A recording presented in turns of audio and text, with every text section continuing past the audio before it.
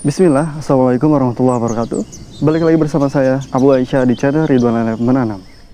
Karena cukup banyak teman-teman yang menanyakan bagaimana sih cara membuat jakaba biar nggak gagal, maka dari itu saya membuatkan video ini khusus untuk pembahasan cara membuat jakaba anti gagal.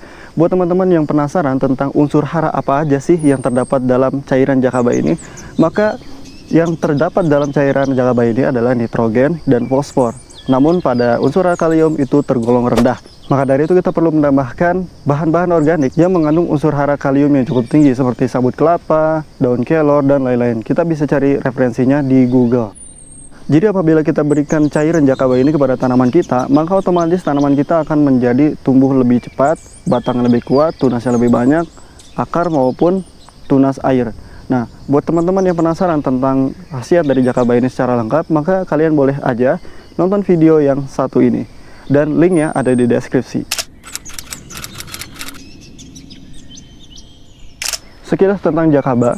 Jadi jakaba ini ditemukan oleh petani asal Kedungdowo yang bernama Aba Junaidi Syahid. Beliau menemukan jakaba ini tidak sengaja pada larutan PGPR yang tidak terurus. Jadi PGPR itu harusnya diaduk, tapi beliau tidak mengaduknya karena lupa.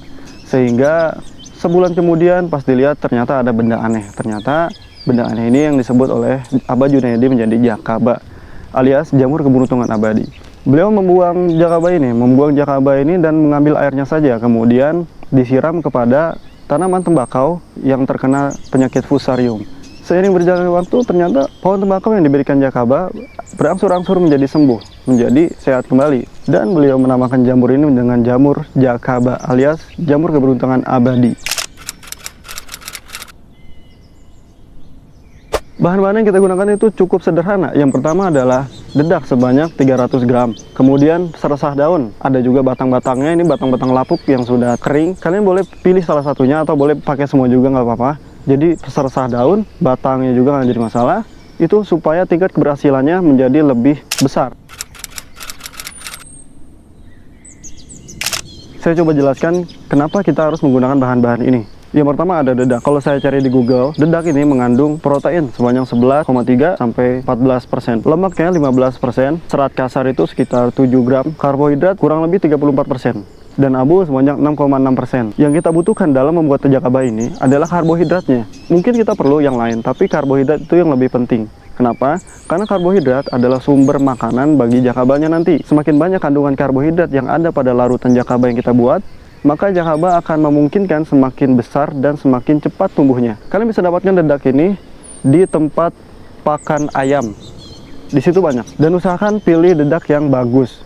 Biasanya yang bagus itu yang agak lebih mahal, supaya jakaba yang kita buat lebih berkualitas lagi. Kemudian bahan-bahan kering seperti ranting, daun-daun yang udah kering, dan lain sebagainya.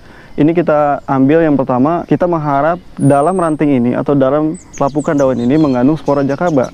Yang namanya spora jamur itu secara umum tidak terlihat oleh mata telanjang. Kita harus menggunakan mikroskop untuk melihat spora jakaba. Jadi spora itu ibaratnya kalau bisa dikatakan seperti telur, sehingga nanti si spora jakaba ini memakan karbohidrat dan menjadi lebih besar lagi seperti itu. Dan ini juga yang dinamakan dengan untung-untungan atau keberuntungan.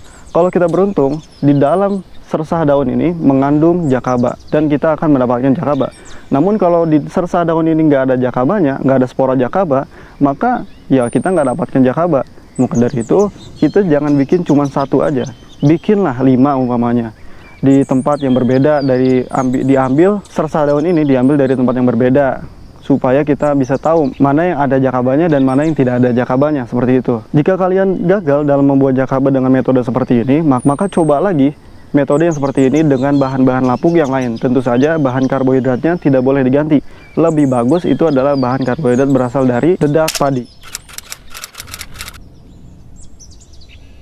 Yang pertama kita sediakan air kurang lebih 5 liter. Kemudian dedak ini kita rebus dengan air secukupnya saja.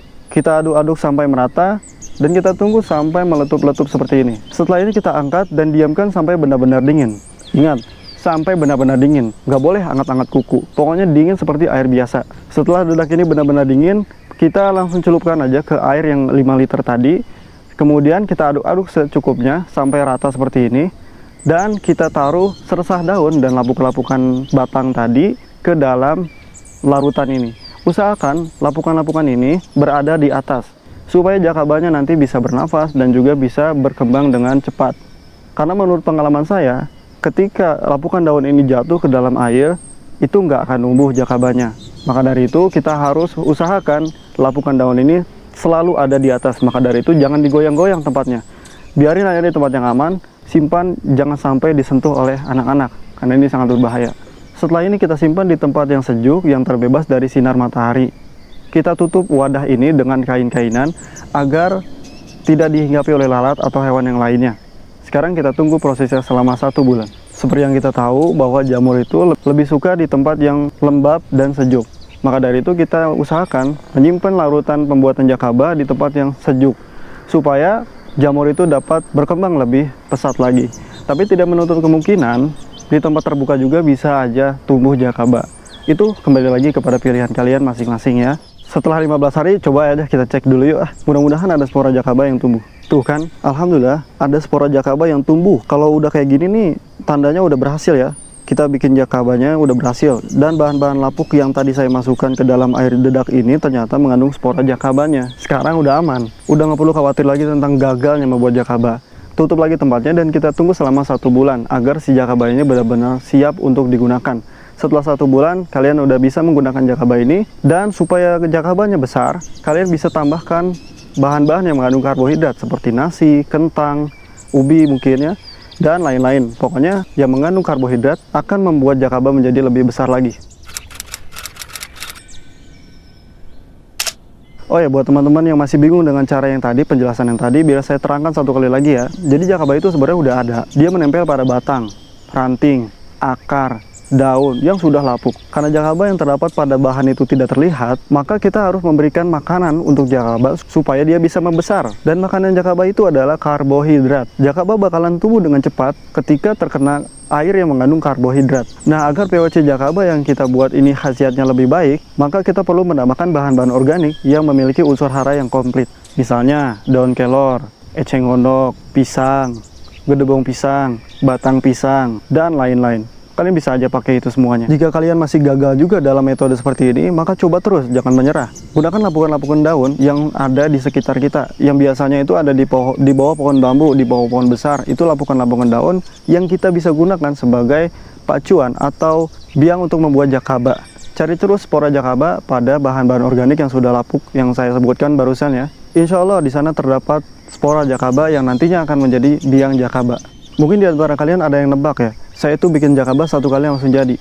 Enggak. Dulu sebelum saya berhasil membuat jakaba 1 kali, maka saya perlu percobaan di situ. Berkali-kali nyoba saya, ternyata gagal lagi.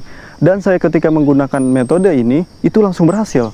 Gak pernah gagal. Bahkan ketika dibuat video ini langsung berhasil. Tanpa menunggu waktu terlebih lama lagi, tanpa harus nyoba lagi, tanpa harus ngulang lagi. Ini langsung jadi, alhamdulillah. Nah, kalau kalian udah jadi 1 kali ini tuh jangan dihabisi semua, sisain sedikit.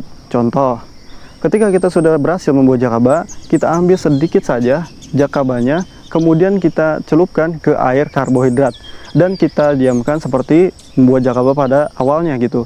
Nanti ketika 1 bulan, jakaba sudah berkembang biak seperti ini dan siap untuk diperbanyak lagi. Terus sampai kita mempunyai cucu juga, nggak jadi masalah. Itu bisa aja kalau terus-terusan dikembangbiakan. Tapi kalau dibiarkan, jakaba akan mati. Baiklah, itu aja video kali ini. Mohon maaf jika ada kesalahan. Kebenaran hanya milik Allah Azza wa Jalla. Saya ucapkan terima kasih buat kalian sudah menyimak video ini. Jazakumullahu khair. Barakallahu fikum.